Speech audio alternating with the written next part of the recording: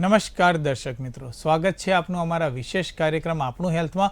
હું છું આનંદ બારોટ અને આપ મારી સાથે જોઈ રહ્યા છો કેટીવી ન્યૂઝ ગુજરાતી. દર્શક મિત્રો, જેમ આપણે રોજ વાત કરીએ છીએ હેલ્થમાં, એમ આજે પણ એક નવો વિષય લઈને, એટલે કે કોરોનાની જે સાચી માહિતી છે આપના સુધી પહોંચાડવાનો પ્રયત્ન કરીએ છીએ.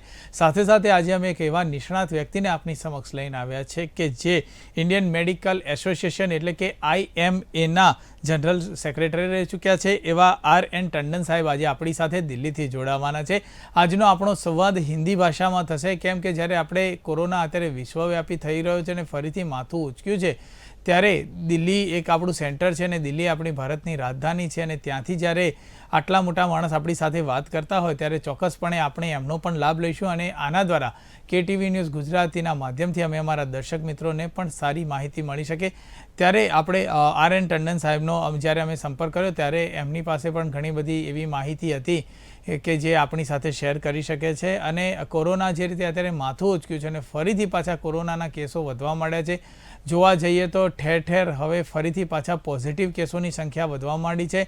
પહેલાં એવું હતું કે જે કેસો હતા એ પોઝિટિવ નહોતા આવતા, પણ હમણાંથી જે રીતે કેસો પોઝિટિવ આવતા થયા છે ત્યારે પણ એક ચિંતાનો વિષય બન્યો છે. ત્યારે કેટીવી ન્યૂઝ ગુજરાતી આપણું હેલ્થ કાર્યક્રમ લઈને આવ્યું છે અને એની સાથે એક એવા નિષ્ણાત કે જે દિલ્હીથી પ્રેક્ટિસ પણ કરે છે અને સારી કહી શકાય કે એક સારી કામગીરી પણ કરી રહ્યા છે.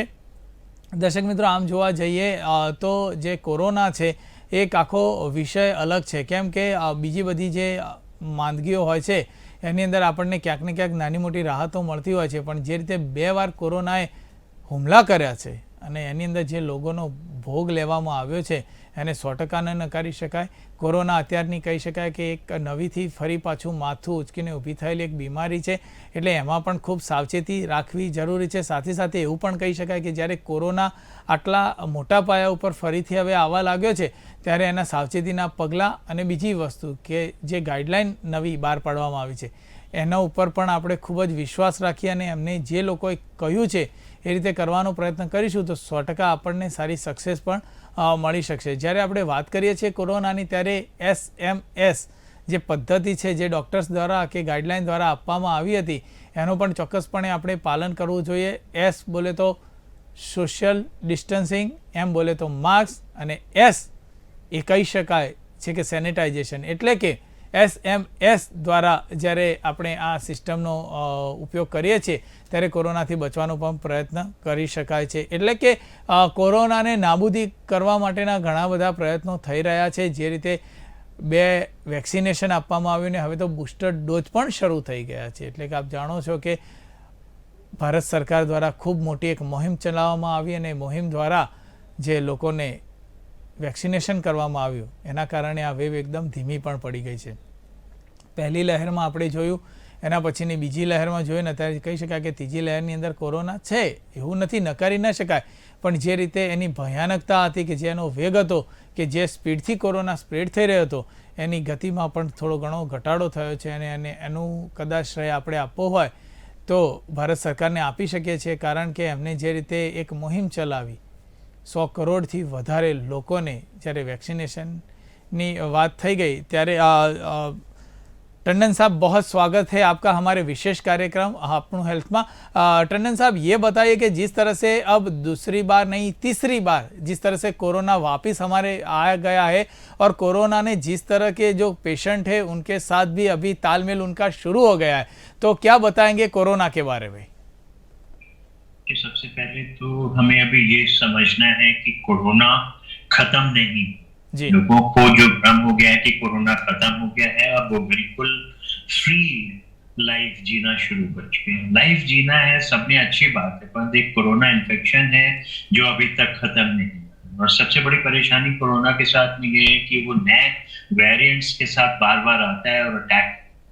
ये अच्छी बात है कि हमारा वैक्सीनेशन काफी हद तक अच्छे लेवल पे पहुंच गया है. करीबन 200 करोड़ के आसपास वैक्सीन डोजेस लग चुकी हैं और ज्यादातर एडल्ट पॉपुलेशन को कवर कर लिया गया, पर उसके बावजूद भी कोरोना का जो प्रकोप है वो जारी. विश्व भर में अभी तक कोरोना का प्रकोप चल रहा है. कुछ कंट्रीज में जैसे चाइना, हांगकांग, मकाओ, इन लोगों ने तो 0 टॉलरेंस रखा हुआ है कि 0 टॉलरेंस का मतलब कि एक भी केस अगर होगा तो उनके यहाँ परेशानी शुरू हो जाती है और वो एक्शन लेना शुरू कर देते हैं। और हमारे यहाँ तो अभी भी रोज के हिसाब से देखें तो 15,000 से थोड़े कम केसेस, कभी ज्यादा, ये चल रहे हैं काफी समय से। आज की तारीख में भी 1,32,000 से ज्यादा एक्टिव केसेस हैं पूरे भारतवर्ष में। और हर एक स्टेट में अलग अलग समय पे जो है वो एक वेव सी आती है, नंबर ऑफ केसेस बढ़ जाते हैं। जैसे अभी महीने पहले दिल्ली में 2,000 के आसपास केसेस हो गए थे, अब आज 300 से नीचे केसेस चल रहे हैं। उसी तरह से वेस्ट बंगाल में जो है वो केसेस काफी बढ़ गए हैं, 2,500 हैं। गुजरात में भी आपके 500 से ज्यादा केसेस हो रहे हैं। त्रिपुरा में भी केसेस बढ़ रहे हैं, पर देखिए त्रिपुरा ने फिर से एक बार मास्क को मैंडेटरी बनाने का प्रबंध किया है। यानी कि कुछ चीजें हैं, जैसे अभी आप एसएमएस की बात कर रहे थे, इसको किसी को अब बताने की जरूरत नहीं है। पिछले 3 साल से हम सिर्फ एक ही बात कर रहे हैं, 19, 20, 21, 22 में आज एक ही बात कर रहे हैं कि सोशल डिस्टेंसिंग मेंटेन करनी है, मास्क लगाना है और सैनिटाइजेशन। तो मेरे ख्याल से सैनिटाइजेशन तो मैं नहीं देख सकता हूं, पर 2 चीजें हम पूर्णतः देख सकते हैं जो कि आम तौर पे जनता ने एकदम छोड़ दिया है, सोशल डिस्टेंसिंग और मास्क। जी। आपको बिरला कोई आदमी दिखेगा। मैं अपना ही बताऊं कि अगर मैं वॉक के लिए मॉर्निंग में जाता हूँ तो 100 लोग वहां होंगे तो मैं अकेला ऐसा दिखाई देता हूँ, लगता है एलियन हूँ, कहीं और से आया हूँ, जिसके ऊपर मास्क लगा हुआ है। बाकी सब बिना मास्क के होते हैं। यानी कि पब्लिक के दिमाग से ये खत्म हो गया है कि कोरोना अब है या कोरोना से कुछ प्रॉब्लम। ठीक है कि ये जो BA.2 का हमारा वेरिएंट चल रहा, तो ओमिक्रॉन का नया वेरिएंट, उसके सिम्टम्स माइल्ड हैं, वो मोर्टेलिटी नहीं कर रहा, परंतु अगला बगला डेथ हो रही है। कल भी 20 डेथ हुई। तो ऐसा नहीं है कि नहीं हो रही है, कारण कुछ भी हो सकता है कि वो मॉर्बिड डिजीजेस हैं, उनको इस वजह से हो रही। पर क्या हम कोरोना को दूर रखने के लिए प्रयत्न कर रहे हैं? वैक्सीन लग गई, वैक्सीन में भी जो है अब वो शिथिलता आ गई है। तो पहले लोगों में ये था कि जल्दी से वैक्सीन लगे, तो जो अब उनको बूस्टर की बात करी गई है उसके लिए बहुत कम लोग मुझे दिखाई देता है आगे आ रहे। अब अमेरिका में उन्होंने इस चीज को देखते हुए कि किस तरह से नया वेरिएंट जो रिपोर्ट हो रहा है, अभी BA.2 के सब वेरिएंट्स आ रहे हैं, 2.74, 2.75, 2.76 और 2.38, ये जो है काफी स्पीड से बढ़ रहे हैं। यही नहीं, हिंदुस्तान में भी रिपोर्ट में है, वेस्ट बंगाल से, बल्कि यूनाइटेड स्टेट्स और कंट्रीज में भी मिले। तो इस तरीके के वेरिएंट के ऊपर लोगों को काफी चिंता हो रही है कि ये तेजी से बढ़ रहा है।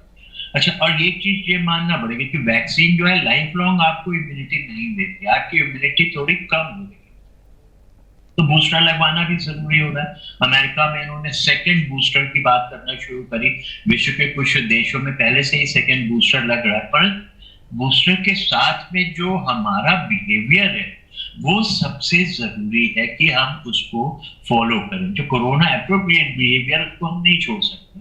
आप सोशल डिस्टेंसिंग को नहीं मेंटेन कर रहे हो, कम से कम मास्क तो 100% लगा के रखिए।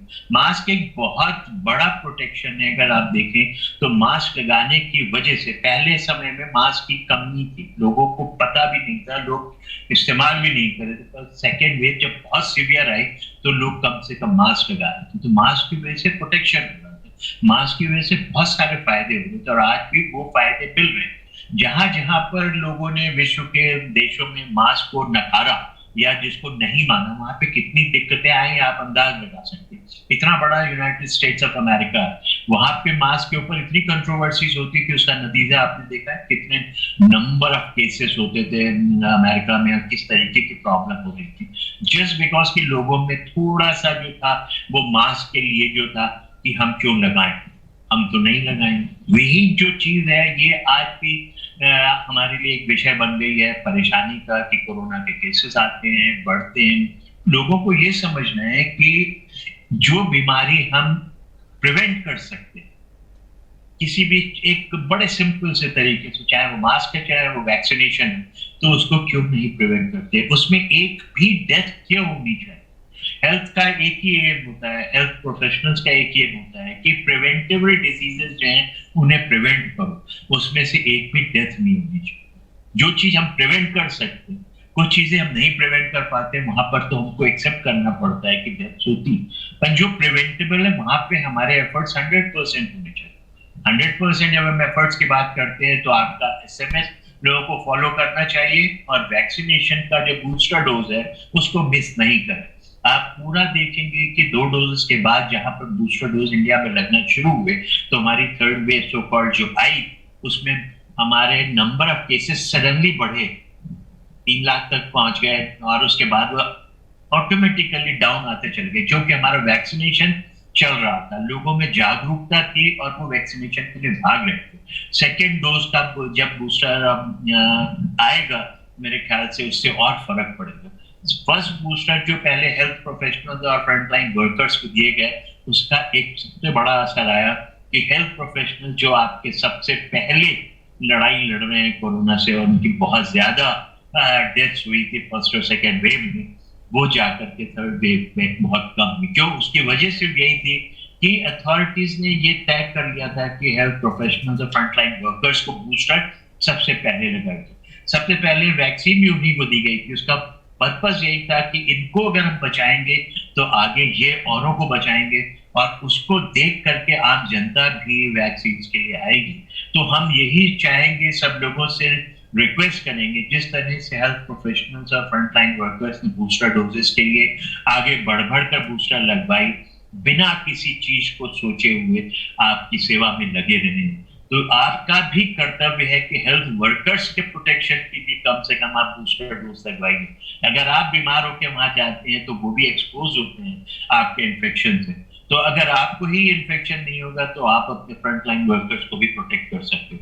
तो हमारे हर एक आदमी का, हर एक नागरिक का कर्तव्य बनता है कि मास्क पहने और बूस्टर डोज जरूर लगवाए, क्योंकि कारण यही है कि आप किसी भी बीमारी से जा रहे हैं डॉक्टर के पास या किसी भी बीमारी की वजह से आप परेशान होकर घूम रहे हैं, अगर आपने मास्क लगा रखा है तो कम से कम आप दूसरों से, अगर उनको इन्फेक्शन है कोरोना जो कि एसिम्प्टोमेटिक होता है आमतौर पे बहुतों में, तो आप उनका वायरस अपने अंदर नहीं लोगे, क्योंकि आप ऑलरेडी बीमार हो किसी और बीमारी से, तो आपकी इम्यूनिटी लो होने की वजह से आप जल्दी उस कोरोना वायरस के जो कीटाणु हैं उनको अंदर ले लेंगे और आपको इन्फेक्शन होगी। तो प्रोटेक्शन दोनों तरफ से, अगर आपने मास्क लगाया है तो आप दूसरों से दिए जा रहे कोरोना के जो वायरस है उनको बचा रहे हैं, और आप अपने आप में अगर वायरस का इन्फेक्शन है तो आप दूसरों को, तो बहुत जरूरी है कि मास्क लगाएं और दूसरा डोजेस के लिए आगे जाएं और चिंता नहीं करें।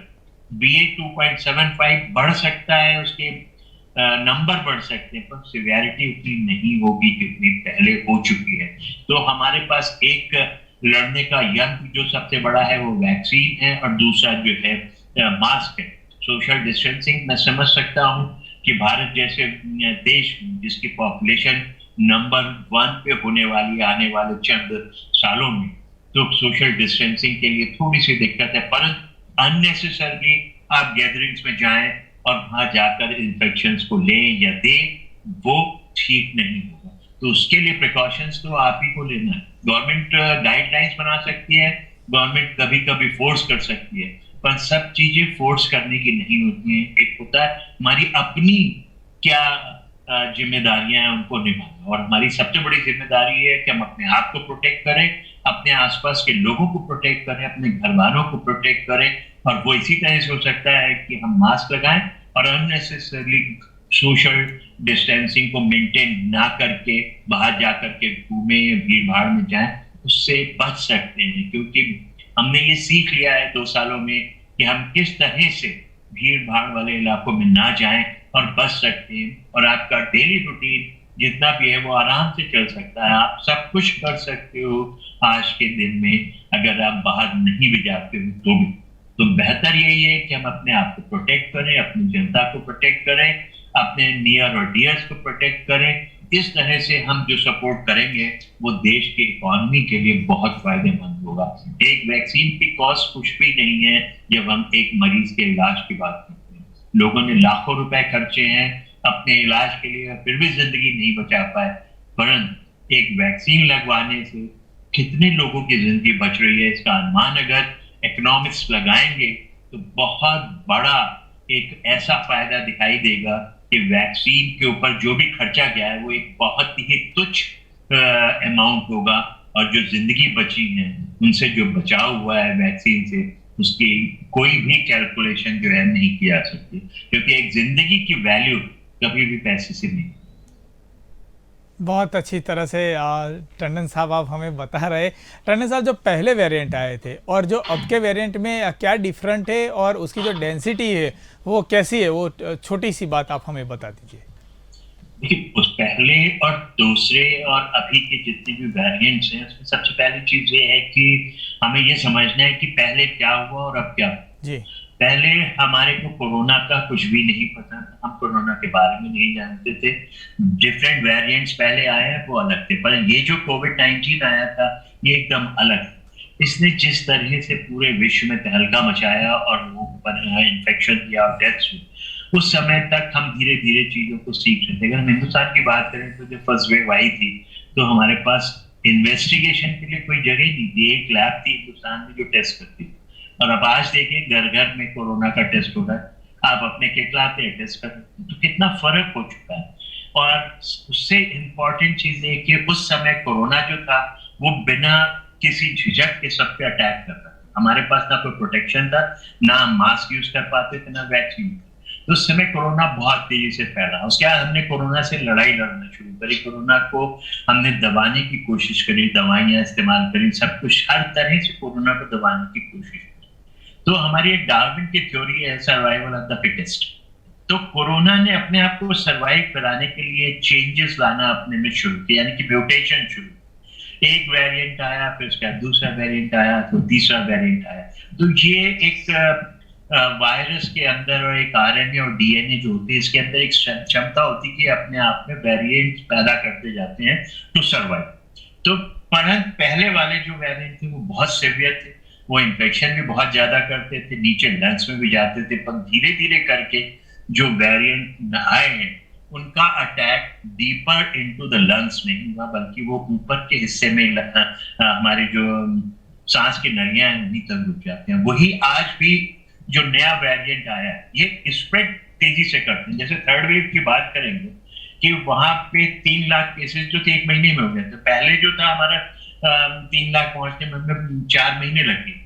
तो ये स्प्रेड तेजी से करता है, लोगों को इन्फेक्ट करता है और 2-3 दिन के अंदर ही सबको इन्फेक्ट कर देता है, 2-3 दिन में ही ठीक होकर खत्म हो जाता है। और माइल्ड सिम्टम्स करता है, बहुत ज्यादा नहीं करता है। तो पहले और अपने सिम्टम्स से भी बहुत फर्क आ गया। माइल्ड सिम्टम्स होते हैं, जैसे आम जुकाम होता है, नाक बह रही है, जुकाम हो रहा है, किसी खांसी हुई और उसी में कोरोना खत्म। यहाँ पर डीपर लंग्स के अंदर नहीं जा रहा है, लंग्स की प्रॉब्लम नहीं हो रही है, एडमिशन नहीं हो रहे हैं।